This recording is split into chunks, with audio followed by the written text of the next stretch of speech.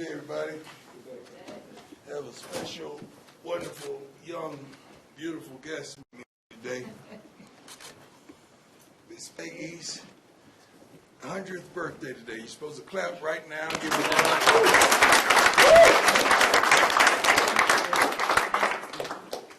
a we are launching a special line of apparel for Miss Peggy. Part of the proceeds will go to benefit her and her family. I wish all the proceeds go benefit her and her family, as it should be, but you know, business is business. But this is a wonderful day. It's amazing that God would find two people from two different walks of life, two different generations, and bring them together as He has. She's always greeted me with love, compassion, support, stability, and hope. And I'm thankful to know her. I'm thankful that she can get to me anytime she desires to. And I'm thankful to be celebrating her 100th with her. She is the epitome of CU Buffs. She's the epitome of Buff Nation. She is the rock that holds us all together. And I'm thankful to know her. I really am. Thank you, Miss Peggy. You're so wonderful. Thank you. I love you to life. Thank you. Love you to life. Any questions for Miss Peggy? Question for Miss Peggy. Hi, Miss Peggy. Happy birthday. Thank you. What did it mean to you to have the whole football stadium sing happy birthday to you on Saturday? Repeat the question. The whole football stadium saying happy birthday to you. Oh, what does that mean? Well, I haven't even comprehended it yet. But I cried. And I just thank God for my life and for all the friends and for everything that's happened to me. I just wish my twin sister were here. It all started because we were twins. And I can't deny that we've been loyal fans. But I said to get all this attention for just having a good time is unbelievable. You can go ahead. Miss Peggy, first, happy birthday. Congratulations on such a big milestone. Lincoln Roach, CU Independent. Right, you have been to more games, right, than really anybody on earth here at the University of Colorado. Will you repeat the question? You've been to more games than anybody. Do you have a favorite game of all of those games? A favorite game? Yes, ma'am. Well, it'd have to be several games. I wasn't at Michigan, but I was sure watching it. I liked the Miracle at Michigan. I liked when we beat Nebraska. Don't ask me what year it was, in the 80s, I think. 62 to something or other. And, there were games before when we were 1, 2, 3 in the nation with Oklahoma and Nebraska when we beat Oklahoma. That's before any of you were around, probably. There are quite a few, not just one. Let's do one more, Adam. Go ahead. Hi, Miss Peggy. Adam Muster, Tiger 24/7 Sports. Coach Prime has, on some level, dedicated this football season to you. What has that meant to you? Well, I don't know that I can explain what it's meant. It's been unbelievable to me. And he's given us, our whole community in the university, all of this attention because of him. And he's a very, very honorable man. And I am just grateful for it. And each day I get him, I think this is all unbelievable. So that's what he is, kind of unbelievable. Thank you. I have one final question for Miss Peggy. Which bowl do you want to go to? Well, I'll take anything they give us.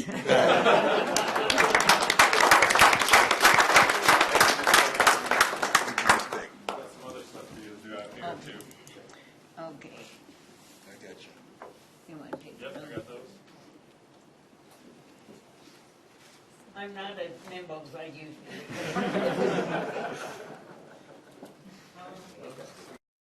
Thank you all very much.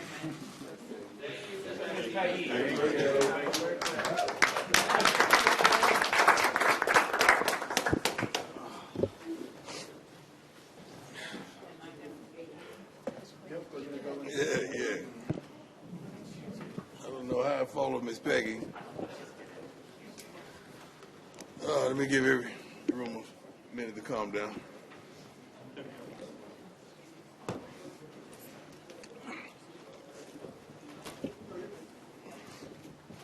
was awesome. That was tremendously awesome. Students of the week, Dallin Hayden, Ethnic Studies, Carson Westbrook, Mechanical Engineering.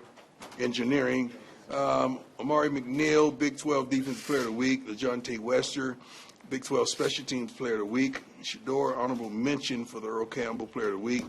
Draylon Miller was the highest graded freshman wide receiver of this past week. Travis is one of 11 semi-finalists for the Belinknikoff Award announced today. Defense, 4 sacks, 9 tackles for loss, 6 pass breakups, 9 quarterback hurries, 3 interceptions, 3 forced fumbles, forcing 4 turnovers, sacks. We're leading Big 12 and 6th nationally. Tackles for loss, leading the Big 12, 11th nationally. Fumble recoveries, lead the Big 12 and 5th nationally. One of 4 teams nationally with 10 or more interceptions and fumble recoveries this season. By committee, 14 players, 1 sack, 15 players, quarterback hurry, 13 players, pass breakup, 10 players, forced fumble, 5 players have an interception, 21 players tackle for loss, which means we're doing our job. Offense, blah, blah, blah. It's everything. We're playing against a tremendous team. Coach Leipold, am I saying that right? Can you not state the name so I can get it correctly? Leipold. Leipold. Why did I say Lee? Leipold. Am I enunciating that correctly? Because I love him to life. He's a friend. He reached out to me. I reach out to him probably every few weeks. And I'm thankful because you're talking about, I didn't know any of these coaches, but probably Joey going into this season. And for these guys to, on their own account, to reach out to me to show me love and respect is tremendous. But he's been consistent. I mean, consistent since media day. He and his son, and I have the utmost respect and regards for him and his team. They're tough. They're physical. They play a consistent game. Their quarterback gives you problems because he's very versatile. The defense, they can take the ball away interception-wise. They have not given up, regardless of what their record may state. The last 2 weeks, they've knocked some people off their feet. But it's going to be a tremendous task for us. He's going to have those guys ready to play.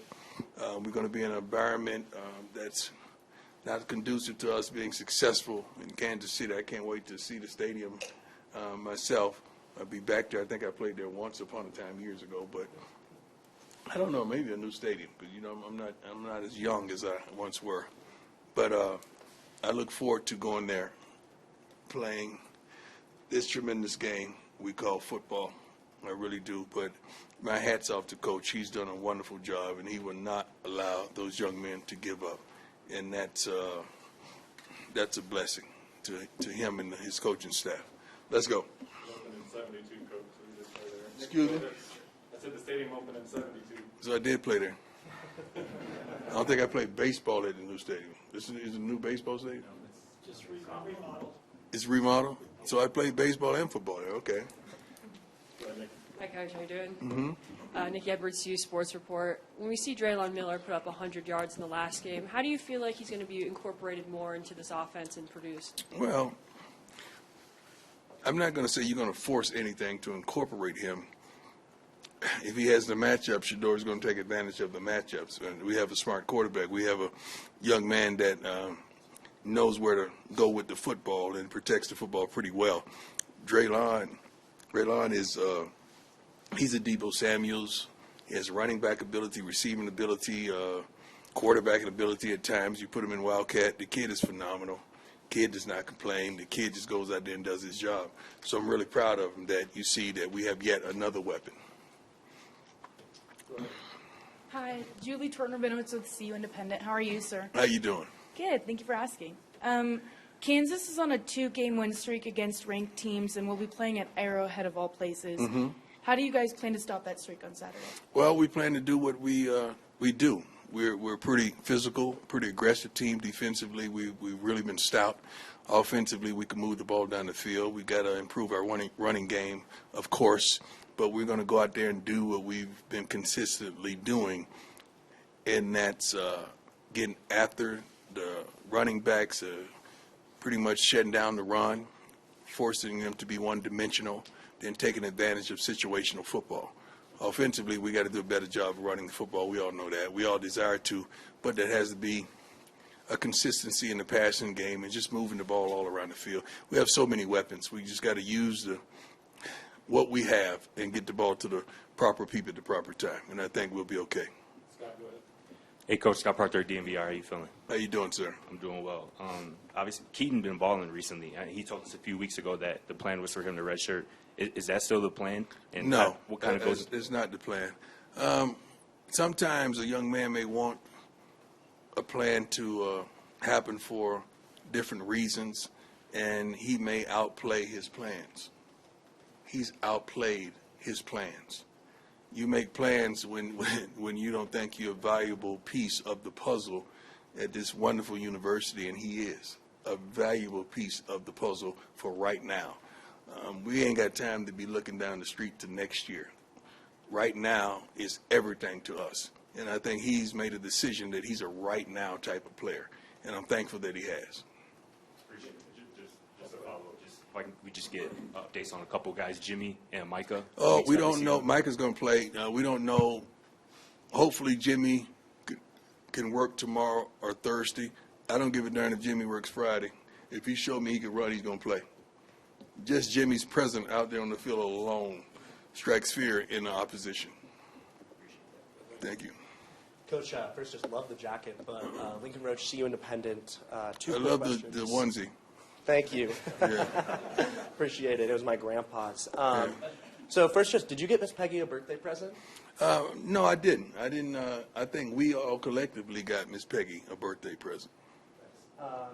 And second, so for both you and Miss Peggy, obviously, religion has been a major part of your lives, both on and off the field. Has your relationship with her impacted your relationship with God in any way? Have my relationship with her impacted my relationship with God? I don't understand that question. You know, knowing Miss Peggy, right? Has that impacted your relationship, your personal relationship with God in any way? My personal relationship with God is truly strong. I don't think anyone in this room could impact that relationship. I'm hoping that I can impact your relationship with God. Peggy has a tremendous relationship with the Lord. I'm sure. We have not sat down and discussed that because I'm so excited just to be around her. I don't discuss those type of things. But my relationship is tremendous. It's not going to cease. It's not going to stop. I'm not going to be ashamed of the gospel. That's what my Bible tells me. And I'm going to proclaim my Lord and Savior, Jesus Christ, wherever I want to. Ain't nobody going to tell me not to give love and show respect to my Lord and Savior that has blessed me, has pulled me up from suicide and thoughts and a multiplicity of things that you don't know. So I'm thankful, not just only for myself and Miss Peggy. First of all, let's focus on that she's 100, man. Not that, I don't know what goose chase you're on right now, but not that. But she is 100 years old. That is to be applauded. Has all her faculties, all her sense. I mean, she's on her game. She knows you, me, everybody in this room like she ain't no joke, man. So that is unbelievable. And what transpired in our stadium last Saturday was epic. I mean, I had to turn away from the screen because I was getting ready to cry. And I didn't want the opposing team thinking they making me cry. No, it was Peggy. Like that's what that was. So I'm so thankful for her. I'm so thankful just to meet her. And I applaud Rick. I mean, we went to Peggy's crib and she rolled out the red carpet for us, man. I wanted to dip back by there and get something to eat, without Rick, So I'm just so thankful of the relationships that I've gleaned from Rick and so many other persons that have welcomed me with open arms in this wonderful university as well as this community. Thank you, though, my man. I love it. And just lastly, did you and the team sing along with the fans? You own one today, huh? Next question. The team got her a massive card here last night. Yeah, I signed it. I know. Hey, Coach. Brian Hallop, All the Daily Camera. I have two questions for you, like I usually do. But first off, Cam Stillman Craig, you've Yeah. talked about him a lot. Yeah. I know he's grown up with you. Just seeing the way he's playing right now, and you've seen it for years. What does it mean to you to see him kind of grow up from where he was when you met him to where he is now? It's astounding. One of the scouts just asked me about Cam, and I went on and on and on because he checks every box. You put a clock on him, he may not run a 4.4. You put him on a bench press, he may not bench 225, 15 and 20 times. But you put the tape on. You're going to see him. He's going to not only show up, he's going to show out. He's the leader of our defense. He is the backbone of that defense. When he's off the field, we hurt. So I love everything that he brings to the table, and he's been that way since I met him as a junior from Alabama. And the second question is, Travis is obviously a semifinalist, finalist for a whole bunch of awards, one of them being the Thorpe, which you won. Just curious what that meant to you to win that award, and also to see Travis up for it right now. What it meant to me, it just told y'all who I was. That's it. I knew who I was. I was just waiting on y'all to give me the darn trophy to stabilize that who I was. Travis is the best defensive player and the best offensive player in the country. So if that stabilize and authenticate who he is, so let it be. But I don't see anybody better. I don't see anyone projected better. The scouts will tell you. Everybody will tell you who knows this game of football. So, I mean, he should win the Thorpe, Biletnikoff, the Jerry Rice, the Prime Award. He should win every darn award that you got. Matter of fact, why don't they have me an award, Rick? Wouldn't that be good if a player that played for me win the Prime? Yeah, they should. The best corner in college football, they should be called a Prime. Coach Prime, good morning. Troy Rank from the Denver Post. How you doing, sir? Good. You had told us, months ago that you thought Shedeur would be the top pick in the draft. When his ability don't just stumble past that. When he escapes, Don't just stumble past that. You said, I told you months ago that Shedeur would be the top pick. A lot of people didn't believe me, huh?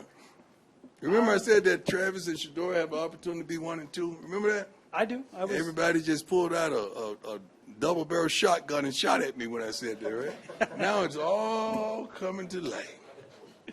When he escapes, oftentimes, what do you think when he escapes? And also, when did you realize? Get rid of the ball. I'm thinking get rid of the ball. Get rid of the ball. Let's get us back to the line of scrimmage. Get rid of the ball. But he escapes and his head completely goes up and he sees the field.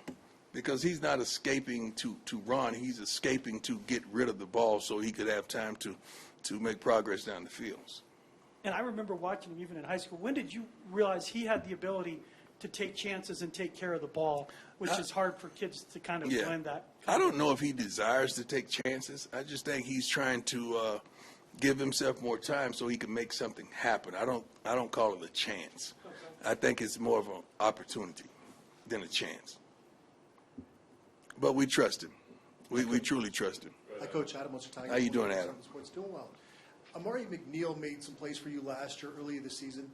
Has he kind of unlocked something with He's his a whole game? different guy, on and off the field. He's a whole different person. He's a whole different player. His mindset is totally different. What you're seeing now is what we expected from Amari, even last season. He's grown so much mentally. It's unbelievable. So I'm thankful and I'm proud that I'm here to witness what we knew he could do. And now he's understanding what he's capable of. I think once upon a time he thought he was just a pass rusher. But he's a complete defensive tackle right now. And he's a force to be reckoned with. So I'm truly proud of him. Ryan, go ahead. Hey, Coach, how you doing? How you doing, sir? I'm doing great, thank you. The latest thing that people have used to try to tear down Travis's Heisman campaign is his tackle numbers. Oh, my I was God. curious if you could explain for those who don't know. How can you make tackles? First of all, if a cornerback has 8 tackles in the game, do you guys know what that means? Anybody? That means they caught 6 balls. That's what that means. They caught 6 balls on him because 2 of those are probably run support. But that means he caught 6 balls. So if you see a corner with a lot of tackles, that's not a good sign. Okay? So just those of you out there in the world of football, if you see a corner with a lot of tackles, they caught a lot of balls on it. All right? Is that good enough for you? There you go. Hey, Coach. John Treach, 9 News. Yes, sir. As a leader, how do you guard against a letdown game? I don't know what that means, a letdown game. I really don't know what that means. I don't plan on failing. I never make plans to fail. I don't even like having insurance, but there's something they tell me I must do. Okay, so I don't plan to fail whatsoever. We plan on being dominant and having success. So we don't think about the other side of those things that many may think about. So we don't think about letdowns. We're thinking about dominating. The word of this morning was, we defined the word finish.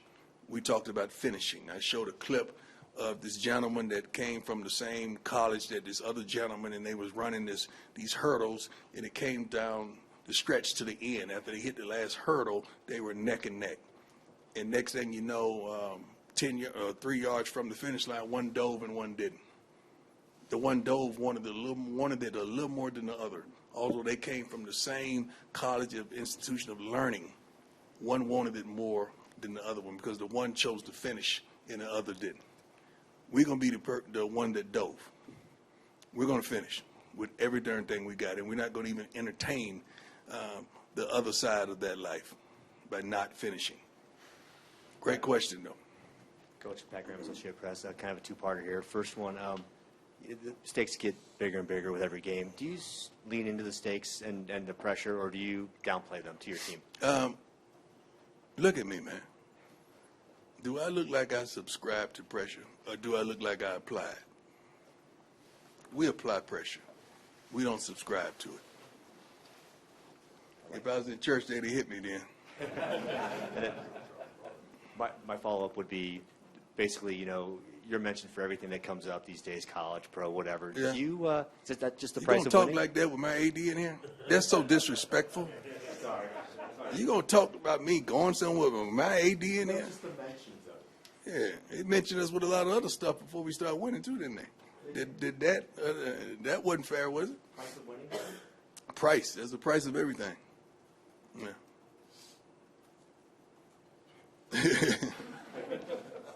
Coach Prime, I'm Philip going Dukes with that. with I'm Well happy. Off Media. I'm happy where. Hold on one second. I'm happy where I am, man.